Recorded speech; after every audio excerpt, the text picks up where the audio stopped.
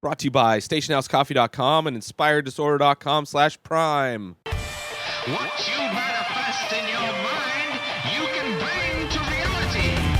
UFC on ESPN, Holm vs. Aldana just happened this past Saturday from Fight Island, back on Fight Island.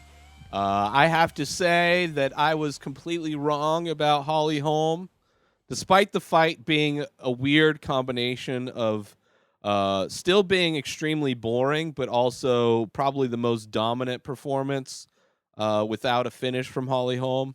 It was, for the most part, because usually I was talking shit before this fight.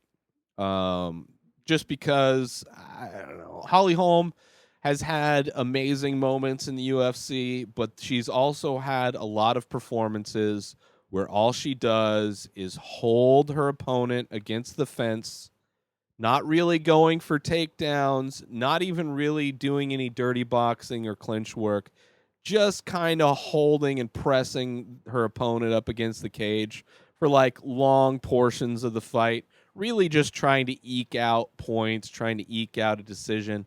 Thankfully, that was not her game plan in this one. Instead, she literally ran for the entire fight. Now, Aldana did not cut her off at any point. It was like, towards the end of the fight, it was like so ridiculous. It was almost as if Aldana was circling preemptively for Holly Holm, and Holly was almost trying to, I don't know. It was just, that was the most boring part of the fight. The fact that Holly Holm was continuously just running. And not like running like she turned and run like some fighters do to get out of a bad situation. She's kind of like always, sliding to her left in big circles. So it's just like constantly going around the ring constantly for 5 rounds. There were some moments where she did do some clinch work, but she ended up getting a takedown right away. It was a completely different performance. Her striking was good. In between running, she would stop and throw crazy combinations like, 5-punch combinations, finished with a kick, finished with another kick. Like she was active. I don't want to talk too much shit. Like the fact that she ran the entire time was a little, boring to watch. From an aesthetic point, like just watching, it was almost as dizzying watching her just constantly running backwards. But she was able to mount up a ton of offense on Aldana, connected a bunch, hurt Aldana. Aldana wasn't really able to, because Holm was constantly moving away. It was really tough for Aldana to really do anything. When she was on the ground, she wasn't able to do much. She was able to get taken down right away. Aldana really wasn't able to do stuff. Holm really tried to finish the fight in the 5th round. This did go to a decision, which is something that, is pretty common for Holm as far as her wins, unless she knocks you out, which, she's throwing a head kick here and there to knock people out. She really had Aldana hurt in this fight, but towards the later rounds, but just a little bit too little too late, I would say, with, not being able to get a finish for Holly Holm. But a good win. I'm, excited to see her fight again. I hope this is a sign that she is no longer going to be wasting rounds holding her opponent against the cage. But, if she's going to be constantly running away, I don't know. It's just, it's tough. I want to be a Holly Holm fan. I want to be. I think she's amazing. I just, it's disappointing to see. It's hard to root for somebody who has a boring fighting style, and it is what it is, I guess. It is what it is. And I was kind of hoping Aldana would be, because she's like fresh blood in this bantamweight division. It's always nice to see fresh blood in the mix. The co-main event, for whatever reason, was a heavyweight bout between Carlos Felipe versus Yorgan De Castro. De Castro had that highlight reel knockout. I forget who was it against, but his opponent just rushed him beginning of the fight and one punch knockout. Kind of like took him down like a bull charging a matador, and the matador shoots him in the head, which they're not supposed to do. But amazing highlight film. But he was getting pieced up by Felipe.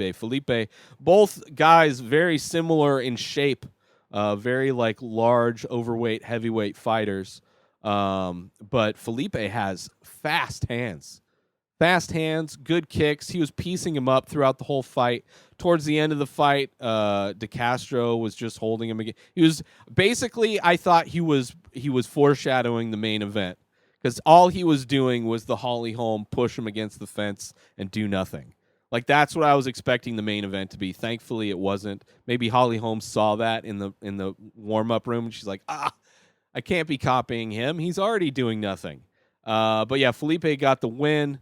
Excited to see whoever he fights. I'm always happy to see new heavyweights in the mix. The Coco main event was Jermaine Durandamy versus Pena. Pena hasn't been in a while. Pena hasn't grown. She looks like she's got the same fighting technique and style as she did 5 years ago.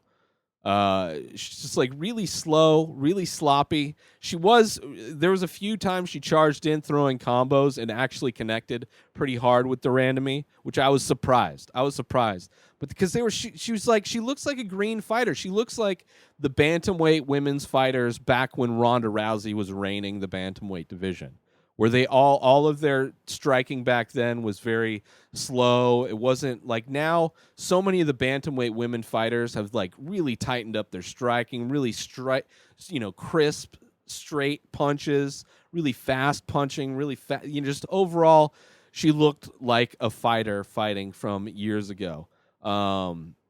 And she didn't. She ended up, trying to get the takedown was seemed to be her game plan, her path to success. But Jermaine Durandamy's been working on her ground a bit after her loss to Amanda Nunes, pretty much not being able to do anything on the ground. She almost got a Von Flue choke, an OSP choke, and then she ended up getting a guillotine. Which was a great win for her. Great win. I'm a fan of Jermaine. I'm a fan of Pena too. It was just disappointing to see Pena come in. It's been a while since we've seen her. One of those kind of tough, dominant fighters from back in the day, and it doesn't really look like she's evolved at all, which is disappointing. It's disappointing. So we'll see what happens to both of them after that fight. Other great fights. Kyler Phillips looked great. Had a dominant performance. Tukagov, Tudorovic has a difficult name, but he won. Carlos Condit got a big win over Court McGee. Sat Court down with a big punch at the end of the first round, and then Court really couldn't get much going. But yeah, Condit's good. I think there's trying to make him versus Matt Brown for the next fight, which I am totally down for. I'm a huge Matt Brown fan. They both come from that kind of old school class of MMA fighters who are still kind of in there. I don't know if either of them have it in them to do a title shot, try to go for a title, but there's still some exciting fights, some big fights for them, and that's a matchup I'm looking forward to. But yeah, and then early fight, Luke Boo Mi from Thailand versus Jinyu Fry was an amazing fight. Just crazy clinch, elbows, knees, just so dominant. It was a masterclass, and it was so much fun to watch. So much fun, completely. Overall, it was a fun night of fights, and despite not having, I was not at all looking forward to the main event. It ended up being fun, despite the amount of running. I'd love to see the stats on how far Holly Holm traveled running the entire time, but it was an effective strategy. She ended up, definitely putting a lot of damage on Aldana, so I can't talk shit. I'm going to try and not talk shit about Holly Holm anymore. She's got a lot of stands out there, and I don't want any of them crying. Next week, the fight card, it's a fight night again from Fight Island. Moraes versus Corey Sandhagen. It's not really a fleshed out card. There's a lot of announced bouts, but not a fleshed out card. Edson Barboza versus Makwan Amirkhani. Should be a fun one for featherweight. Marlon Moraes versus Corey Sandhagen is a fun fight for bantamweight. Rothwell is back against Tybura. So there's going to be some fun fights I'm looking forward to. There's not a lot of big names on this one, but, doesn't matter. Usually, a lot of the times, those cards where there's not a lot of the big names end up being a lot of fun.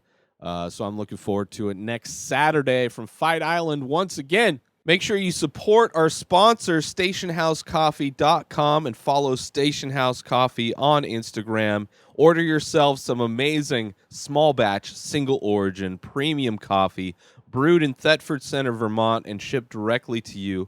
Go to stationhousecoffee.com and order yourself some coffee today. Also, get yourself 30 days free of Amazon Prime. Go through my link, inspireddisorder.com/Prime. You know all the benefits you get with Prime. You get the unlimited streaming of all their movies and TV shows and music. You get to borrow Kindle books. And, of course, when you order stuff on Amazon, it shows up as fast as it could possibly show up for free shipping, free movies, free TV, free music, all kinds of free stuff for 30 days when you sign up for Amazon Prime, 30-day free trial. Use my link, inspireddisorder.com/Prime.